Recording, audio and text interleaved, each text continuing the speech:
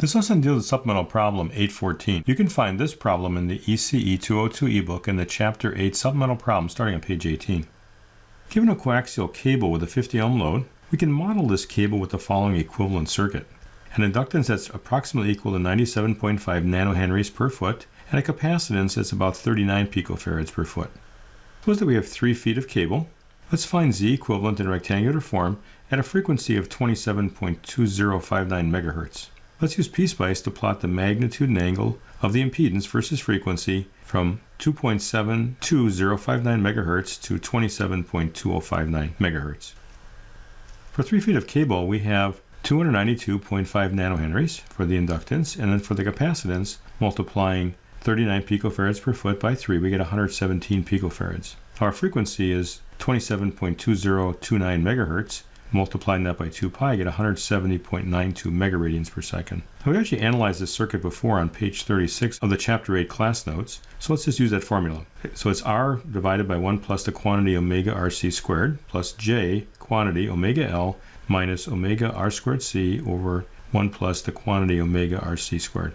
So you have 50 ohms, our frequency of 170.92 megaradians per second, 50 ohms, and 117 picofarads for the real part. For the imaginary part, we have the frequency in radians per second times the inductance, which is 292.5 nanohenries, and then the value of frequency again, and our 50 ohms squared, 117 picofarads, 1 plus that same frequency, 50 and 117 picofarads, and a quantity squared. The real part is equal to 25, and the imaginary part is equal to this quantity, which is 50, and this turns out to be 25.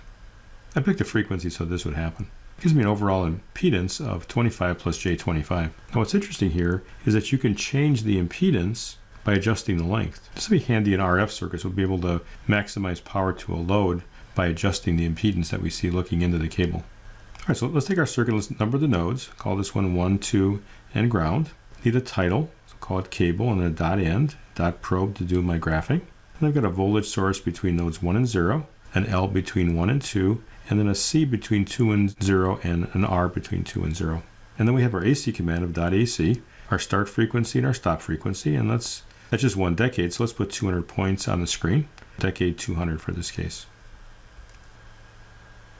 To find the input impedance, take the input that's being applied, which is node voltage 1, and then the current that's flowing in the inductor. I'm doing the magnitude ratio, and at the end frequency I get 35.319 at 27.206 megahertz.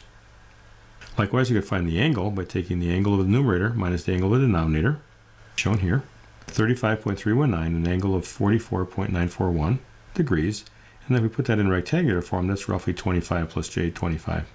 We can also, in PSpice, get a graph of the real and imaginary part, so we have to do the conversion.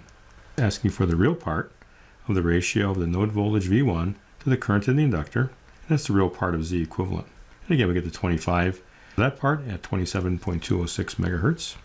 And then we could ask for the imaginary part of that same ratio, and that would be imaginary part of Z equivalent. And here we get our J25. And this is supplemental problem 8.14.